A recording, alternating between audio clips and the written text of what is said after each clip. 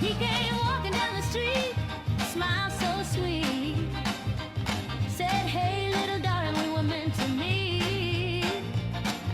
My heart went boom, I could barely speak. One look in his eyes and my knees went weak. But mama always told me, watch out, child, that boy's got charm, but he's running wild. I should have listened, I should have known, but he kissed me once and my mind was blown.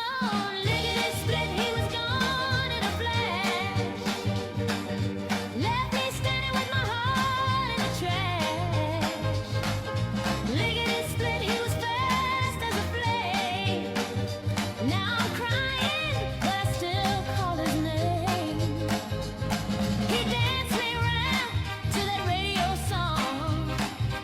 Said, don't worry, baby, I won't be long. But he slipped away while the record played. And I stood there lonely in my satin shade. Mama said, girl, don't you waste your tears. He's been skipping hearts for years and years. But I keep dreaming of that first night under city lights, so he held me tight. Lickety-split, he was gone in a flash. Left me standing with my heart in the trash. Lickety-split, he was fast as a flame. Now I'm crying, but I still call his name. Ooh, I should've known better, sugar. Ooh, but I fell for him quicker than quick, and now I'm stuck in the middle of a memory that's playing every beat like a trick. Oh, lickety-split, he was gone in a flash. Left me standing with my heart in the trash. Lickety-split, oh, I can't forget that boy with a smile, I'm not over yet. Lickety-split, and just like that, baby, you were gone.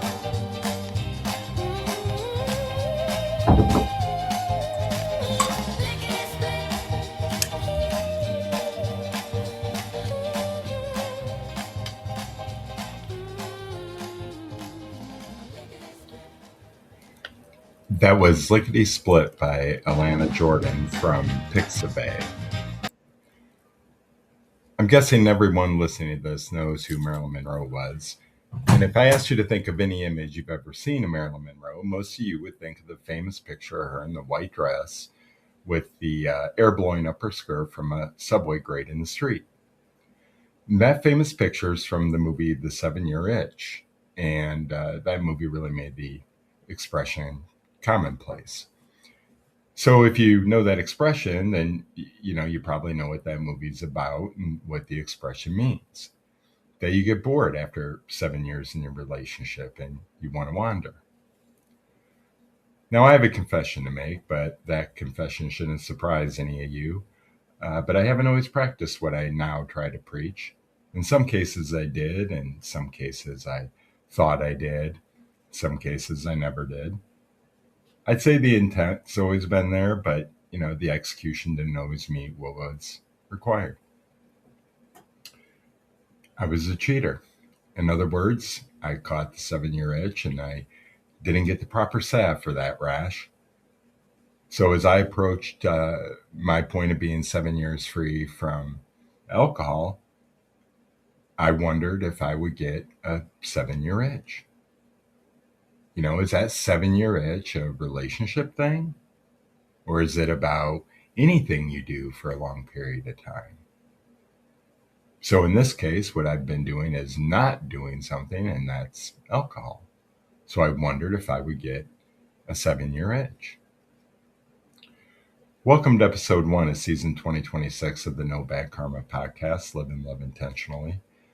A quick thank you to all the new listeners I picked up the last few months while I've been busy doing research for future episodes. In other words, that means I've been dealing with stressful life shit for a few months and should have plenty of content to entertain you. And that brings us to the subject of today's episode, because one of the things I dealt with during that time I haven't been around is becoming 7 years sober, and it made me think of the 7-year itch. Booze and sex, right? Everybody's favorite topics. So first off, I want to clarify right now, I'm California sober. So I usually avoid the term sober and just say I don't drink alcohol because, I want to respect that term for those that are truly sober. But I'm going to use it here just to keep things simple. So I said it's about booze and sex. And honestly, that's not a lie because, it's not a lie because it is about booze and sex, but it's also about something deeper. There are two parts. I want to approach this in two parts today. First, talk about the booze because I really did, like I say, mark 7 years of sobriety, and I really did wonder about a 7-year itch. So in this first part, I'm going to read a personal Facebook post I wrote about my 7-year mark, but I'm going to add a couple of comments to it. And the second part's the sex. So I guess there's indirectly some sex in the first part, but the second part's about the 7-year itch. So when I was researching for this episode and the topic of the 7-year itch, I stumbled on a page that really just said it all. So I'm going to summarize something from that page, and then I'll share the link when I post the episode. So part one here, talking about the booze for a minute. I quit drinking in February 2019. February 2022, when I was 3 years sober, I did record a podcast here. You can find it if you look in the 2022 season. And every year since then, I write something with the intention of sharing part of it either on my personal social media or on here. But I haven't always done that. But this year, when I approached that 7-year mark, and thinking about some of the people that have come into my life recently, or over the past year, I guess I should say, or people that were in my life that maybe became more prominent in it. I see some people struggling with alcohol. I know someone struggling with marital issues and what he's going to do there. And, I always wish those people would have the benefit of what I've learned. So that's what I try to share. So I'm going to read that post I wrote to you. And like I said, I'll add a couple of things to it. So February 24th was an important day to me. It was National Tortilla Chip Day. But that's not why. Life's easy when we're kids. The only important days on the calendar are our birthdays and Christmas. I despise memorizing important dates in school, and I really did. There were two things I hated, and here's the other thing. The only thing I liked less was world geography. I couldn't stand memorizing dates, couldn't stand learning world geography. Both of them stressed me out. We get older, suddenly there are all kinds of dates that have significance. Birthdays of family and friends, anniversaries, first dates, marriage dates, divorce dates, college graduation, maybe when you got your first car, maybe when you lost your virginity, gotcha days and the day your furry friend left you. The number of dates that have meaning to you probably reflect the fullness and the trauma of your life. February 24th was an important day to me because it marked 7 years, 2 weeks, and a day since I quit drinking. I quit on February 9th, but that's not the day that matters. February 8th is the last night I went out drinking. Late, like the kids. No doubt I had one before I went out. Started at Loma's. Loma Linda's is a Mexican place in Toledo, Ohio, where it's known for their margaritas. Started at Loma's right before the bar closed. Had a couple of margs and samples from the bartenders playing with Pop Rocks. That was true. They have like 20 flavors of margaritas, right? So they're mixing up Pop Rock flavors with different flavors of margaritas, and they're handing me samples. then to a place in Maumee, suburb nearby, to catch the last two or three songs of a band set and from a band I can't name. And I'm sure I had at least one beer there. And then I headed home. But not without stopping at a strip mall bar in Parkway Plaza, this little old strip mall, right down the street from the house where I was running. About halfway through my very high alcohol, very heavy local brew, which I don't remember, talking to people I never meet again, I decided I had enough. I was feeling it. I was 10 months post DUI, and actually, I think I was like a year and 10 months post DUI, and 3 months post Camp Krusty, which is what like people in Toledo, Ohio, where I was at the time, called the driver intervention program, the weekend program you'd have to go to at a hotel. I didn't have far to go, but I knew I better get there. And as I was drifting off to sleep on my couch, I was thinking about taking a break. I had taken breaks before, right? And that's not how I normally drank, but I'd been drinking like that way too often. I was in a toxic relationship, the relationship that I talked about at the beginning of this podcast, Pizza Baby. And I'd been waiting over 2 months for my girlfriend to move out. She was out of town, but a text exchange with her about someone else's drunk behavior that night decided it. Basically, she was off at a party I went to a year earlier. This is not in the post. And there was a fist fight between her and a friend that always went out and somebody else in the family. And it had happened before. And it was just like crazy. So I had already had a couple, back to the post, I already had a couple shameful nights myself. I didn't need, I said in the post, I didn't need my behavior to degrade any further. Bottom line is, I didn't want to become that, right? So it was 2:09 a.m. on February 9th, 2019. February 9th. February 23rd, she moved out. Came really quickly. And I was ready for that drink. In other words, like we didn't know when she was going to move. I've been waiting. That was part of my frustration, part of the reason I was drinking like that. And then she suddenly found a place, moved out. I was ready for that drink. But it had been an exhausting day. It had, mentally, emotionally, physically. I ate the last of the food that I had in the house. Literally. I took a picture of it. I had one steak from a pack of 3 left in the house. I had a plate and I had like one spork that I use to eat with. And then I went to bed. And the bed was about the only piece of furniture I had in my name. So February 24th, I woke up and realized how that 3-year affair basically had blown up my life in about every way possible. Now, to say it that's not fair, and this is not in the post, say it like that's not entirely fair because it wasn't just that one thing, and that's the point I'm getting to. Because I decided to stick with not drinking for a while at that moment. So I didn't know what a while would be when I decided that. And even though it had only been 2 weeks, and this is the post, even though it had only been 2 weeks, I already realized how alcohol made me avoid things I couldn't avoid. Like, she was out of there. I basically woke up that morning, looked around, had nothing to my name, realized how I blew up my life. Couldn't believe I made some of the decisions I did. That wasn't the person I was. And I was only 2 weeks dry. So back to the post. Right then, I adopted a new mantra for my life. One of them's the name of this podcast, No Bad Karma. The others give choices purpose. I have others too.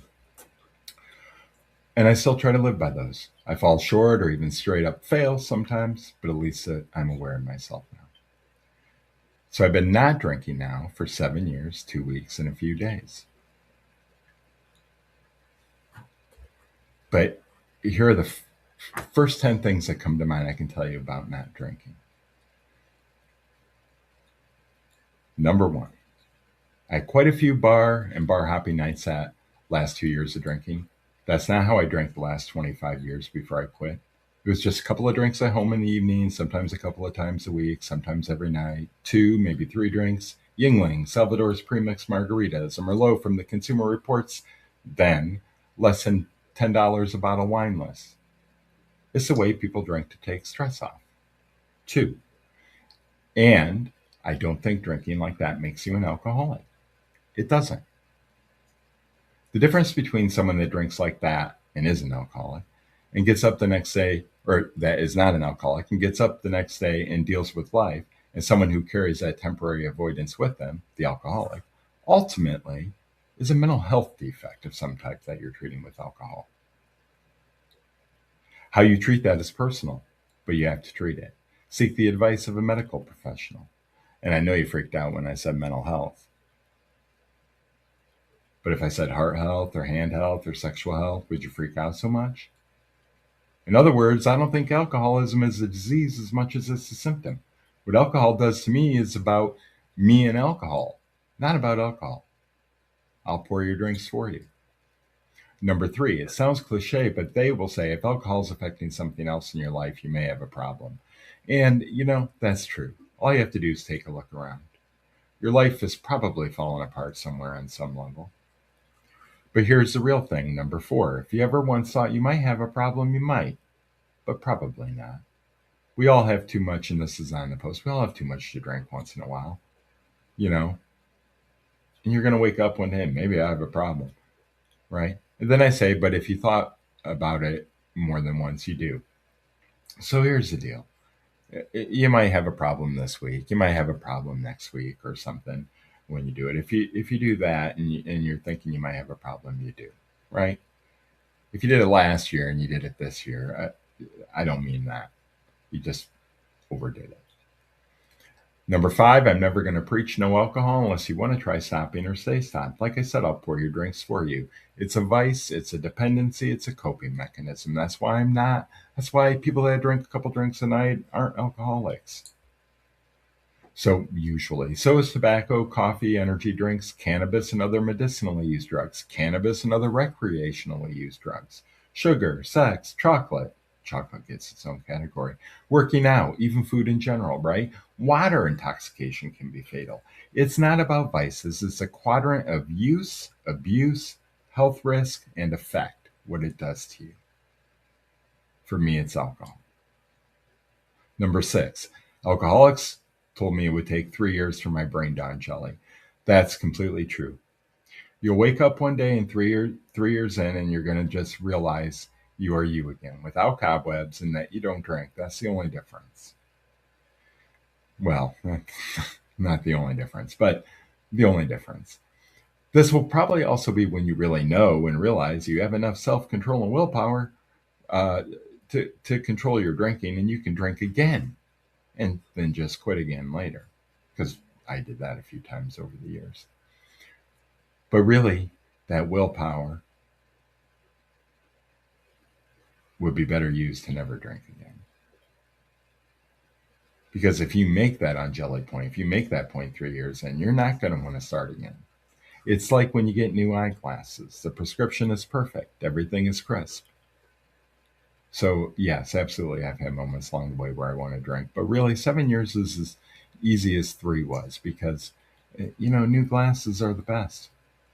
Number seven, you're probably going to feel depressed or anxious once in a while, or low-key 24/7, 365, or somewhere in between, like a roller coaster, because now you're feeling things and now you have to deal with them.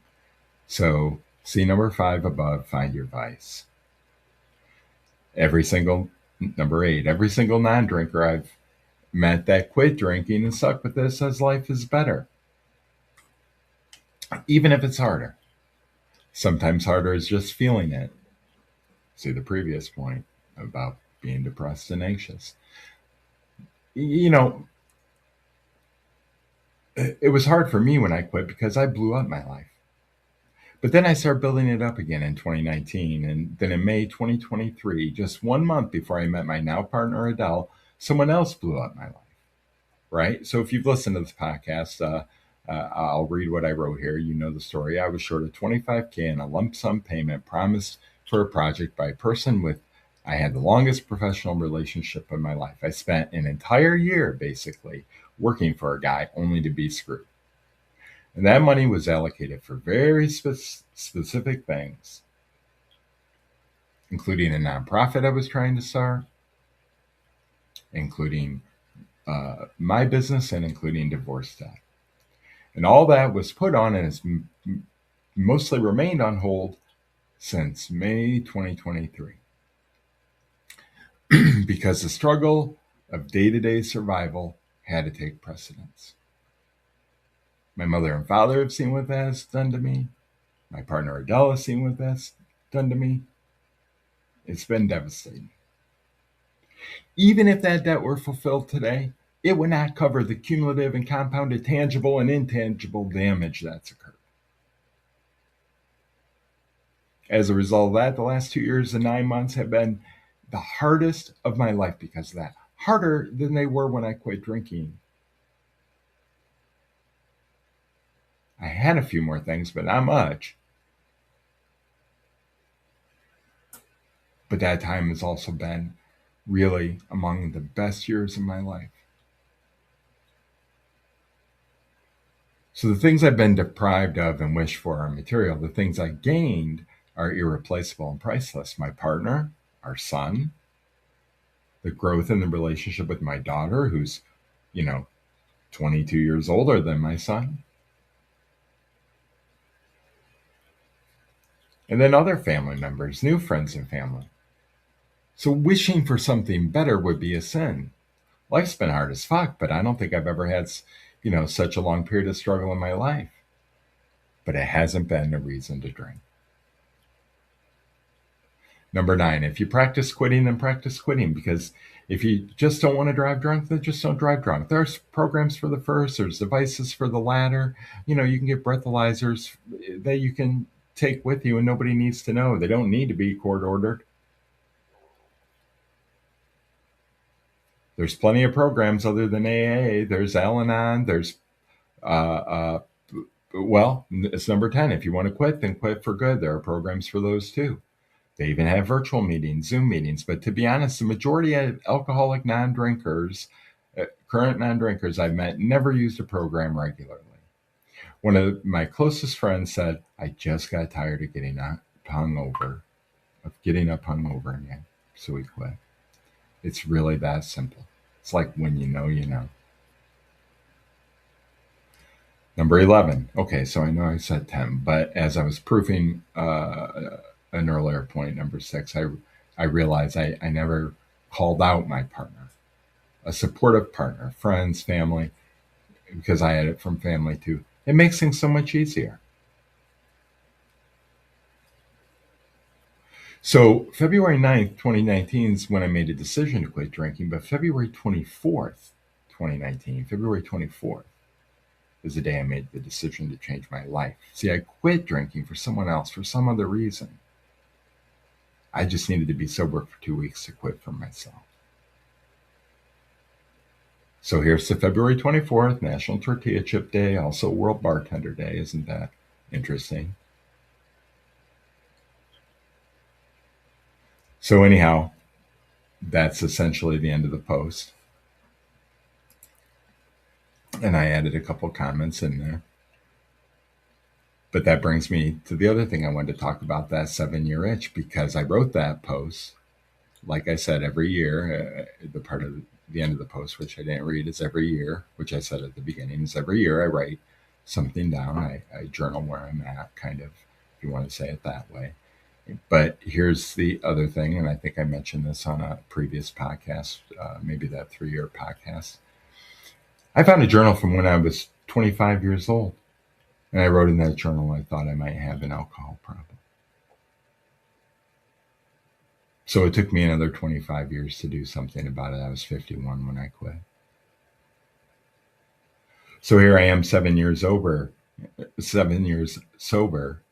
and it made me wonder about the 7-year itch. Because I didn't get it.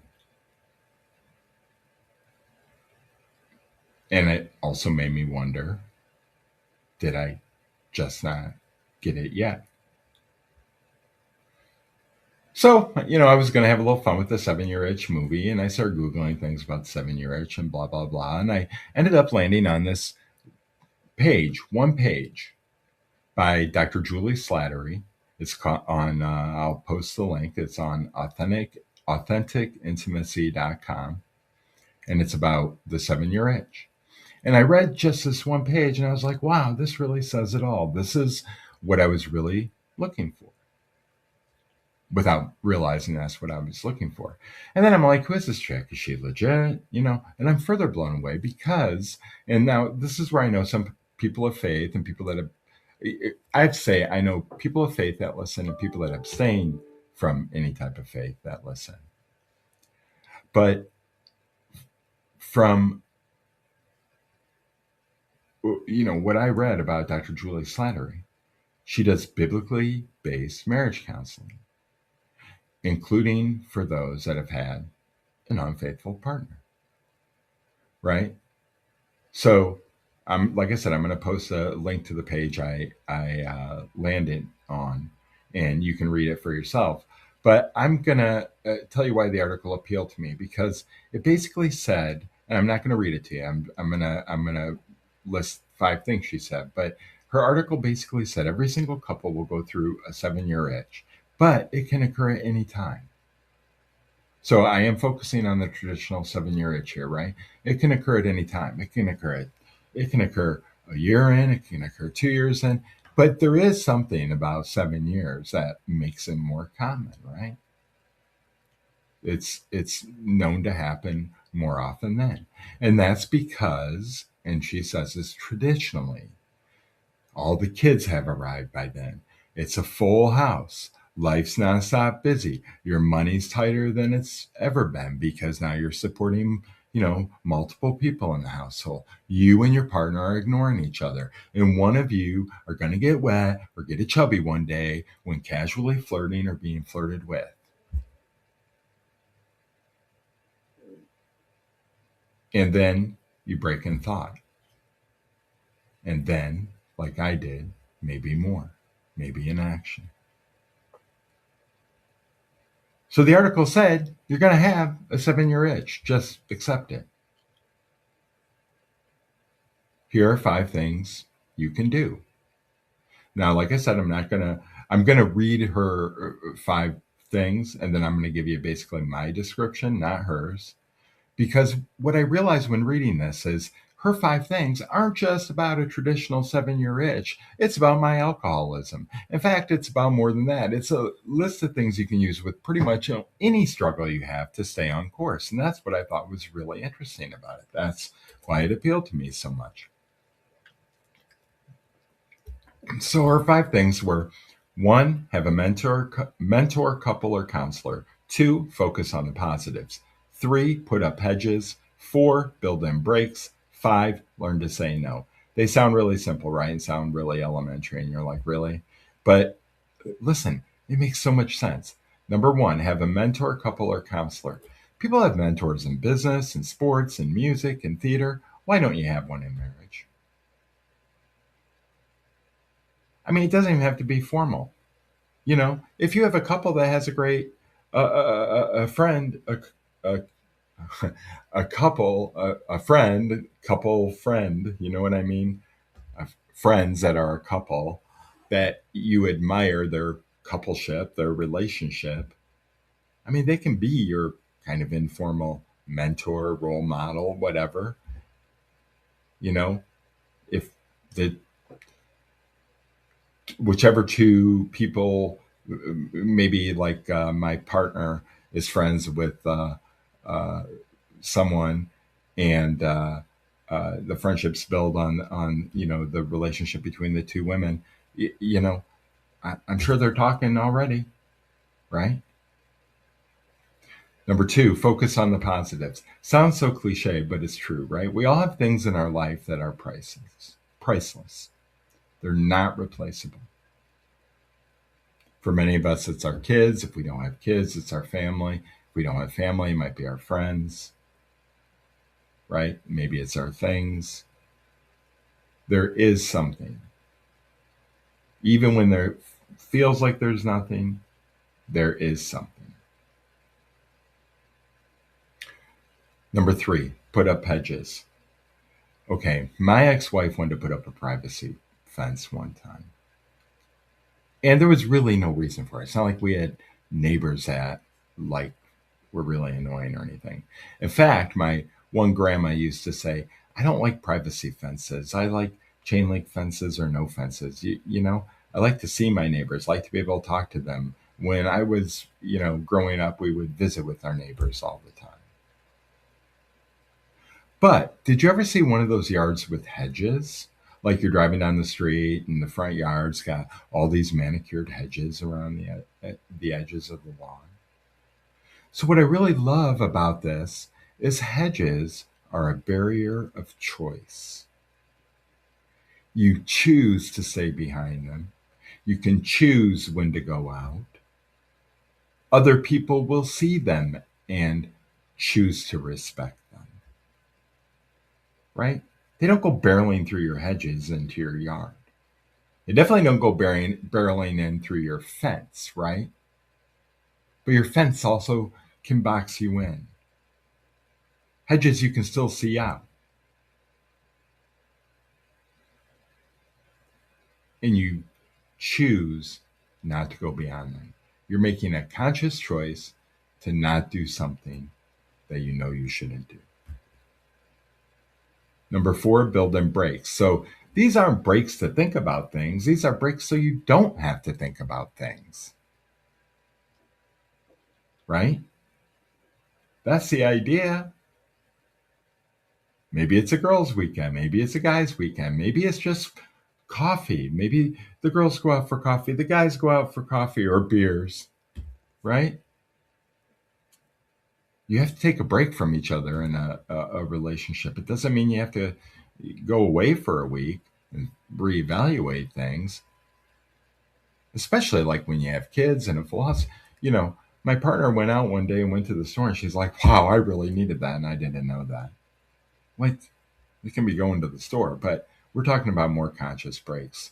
So you can just breathe for a minute. Number 5, learn to say no, right? So Dr. Julie Slattery talks about something called the golden apples, and I'll let you read about that for yourself, but I really like that. But if I didn't do an episode on the importance of saying no, I certainly will, because I know I did a LinkedIn post on it once. But here's the deal. It's really simple. Every single thing you say yes to requires something of you. Usually time, maybe money, whatever, but it requires something of you. So you must learn to say no. If you said yes to everything, so you have to say no, because you're not just saying no on cheating. You're saying no to things that get in the way, things that cause you stress, things that really, and I've talked about this plenty in other episodes, things that don't really matter. Right? The only things that matter are the things that matter. What matters? So let me pull all this together and wrap it up. If I asked you to think about some food or beverage, not even a category like alcohol, that you would absolutely hate to give up. Say you love Reese's peanut butter cups.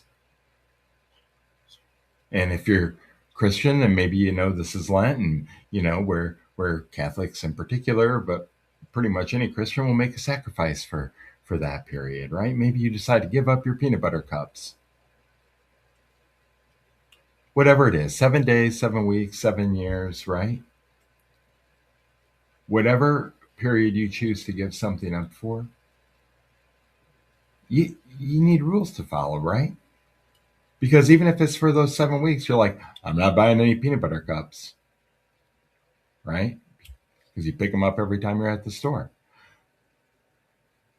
So here's the thing. I'm all about following your passion and manifesting the life you want.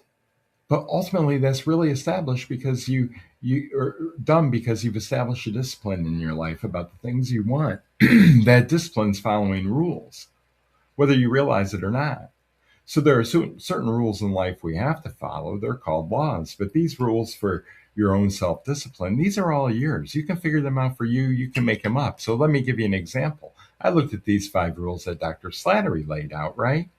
And I'm already living my life that way. So I decided those aren't her rules, they're mine.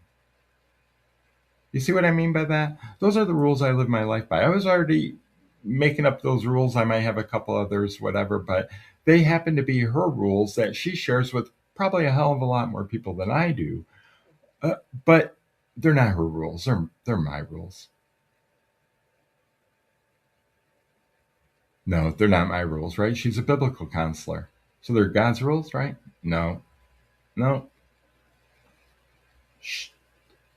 It's about being a better person. It's about being sensible. It's about being self disciplined. They're just really simple rules. You can make up your own rules if you don't like them. It's not about those 5 rules. I mean, they're pretty good ones, but it, it you know, it's about getting what you want. It's about achieving what you set out to do. It's about getting through whatever struggle. What's it going to take? What are the rules you need?